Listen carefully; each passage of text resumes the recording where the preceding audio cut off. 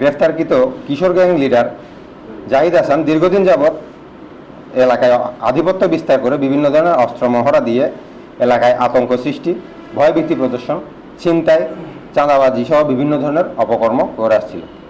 এই তথ্যটা আমরা যখন জানতে পারি, তার ভিত্তিতে আমরা আমাদের গোয়েন্দা কার্যক্রম শুরু করি এবং আমাদের ইনটুইং অর্থাৎ র্যাব সদর দপ্তরের যে গোয়েন্দা উইং, তাদের সুনির্দিষ্ট তথ্যের ভিত্তিতে আমরা জানতে পারি যে গাজীপুর জেলা জয়দেবপুর থানাধীন বানিয়ারচালা গ্রামস্থ ধৃত আসামি জাহিদ হাসান বিভিন্ন জায়গা হতে অস্ত্র ক্রয় করে তার নিজ হেফাজতে রেখেছে।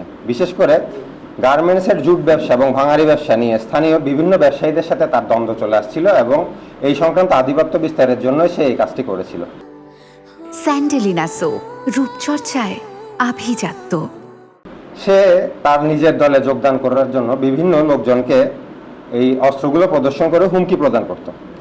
এই যাবতীয় তথ্য এবং উপাত্তের ভিত্তিতে আজ অর্থাৎ 24/8/2026 খ্রিস্টাব্দ তারিখ ভোর 4 ঘটিকার সময় র্যাব 1 CPSC ক্যাম্পের একটি আভিযানিক দল ধৃত আসামি জাহিদ হাসানের বসত বাড়িতে অভিযান পরিচালনা করে এবং তার নিজ শয়ন কক্ষ হতে মোট 2টি বিদেশি পিস্তল, 3টি ম্যাগাজিন, 1 রাউন্ড তাজা গুলি এবং পিস্তল সদৃশ একটি খেলনা এয়ারসফট পিস্তল এবং তার একটি ম্যাগাজিন উদ্ধার করে।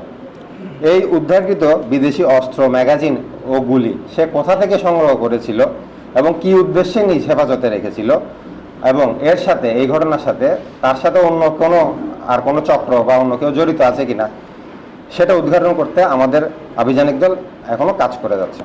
গ্রেপ্তারকৃত জাহিদ হাসানের বিরুদ্ধে গাজীপুর জেলা জয়দেবপুর থানায় অস্ত্র আইনে নিয়মিত মামলা দায়েরের প্রক্রিয়া চলমান আছে। উদ্ধারকৃত আলামত সহ তাকে সংশ্লিষ্ট থানায় হস্তান্তর করা হবে।